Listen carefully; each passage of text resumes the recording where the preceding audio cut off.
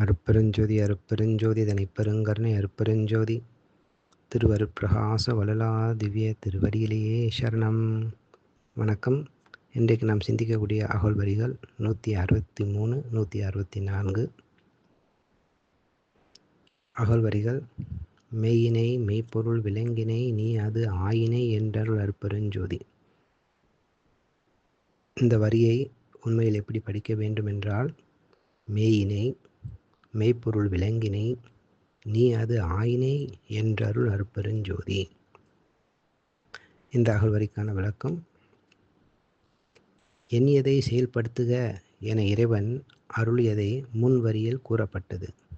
இவ்வாறு அந்நிலை பெற முடியும் என்பது இவ்வரியில் கூறப்படுகின்றது.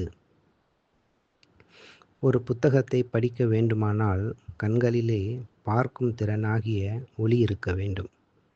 புறத்திலேயும் ஒளி இருக்க வேண்டும். புறத்திலே இருள் இருந்தால் எவ்வளவுதான் கண்ணை திறந்து பார்த்தாலும் படிக்க இயலாது.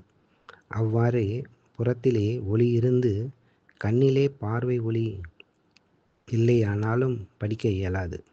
அதுபோல எந்த காரியம் நிறைவேற வேண்டுமானாலும் ஜீவ முயற்சியும் இறை அருளும் ஒன்று சேர வேண்டும். அவ்வாறு ஒன்றுபடாத போது காரியம் நிறைவேறுவதில்லை. 12 ஆண்டு தொடங்கி நம் பெருமானார் ஞான முயற்சியில் ஈடுபட்டார். வெற்றி கண்டார்.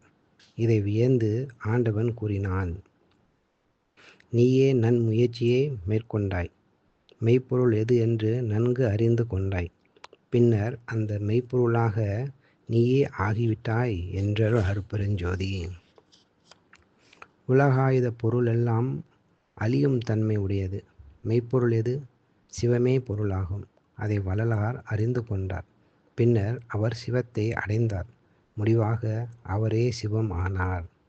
சிவமே பொருளென்று அறிவால் அறிந்தேன் என்று பாடியிருப்பார். நன்றி.